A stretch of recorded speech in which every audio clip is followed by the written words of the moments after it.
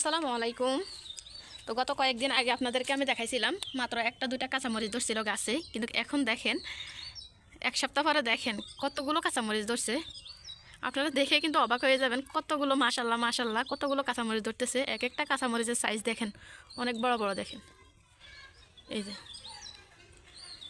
দেখতে কিন্তু বেশ ভালো লাগে। যে একটা গাছে এক সপ্তাহ পরে দেখেন কতগুলো কাঁচামরিচ ধরতেছে সবটি গাছে। এই যে আর মানে পোকা, মানে এই গাছগুলোতে, সিমের এই গাছগুলোতে দেখেন পোকা কি পরিমাণ ধরে রয়েছে। এই যে মানে কালো কালো যে পোকাগুলো, এগুলো এইভাবে মানে ধরে রয়েছে সিম গাছ। এটাতে এটা শক্তি কমিয়ে ফেলছে গাছটার। তারপরে হচ্ছে গিয়া আনলাম, এই যে দেখেন এই পোকাগুলো পুরো এই গাছটার শক্তি কমিয়ে ফেলছে। তো ওষুধ আনছিলাম, ওষুধ আনে গতকালকে দিচ্ছিলাম।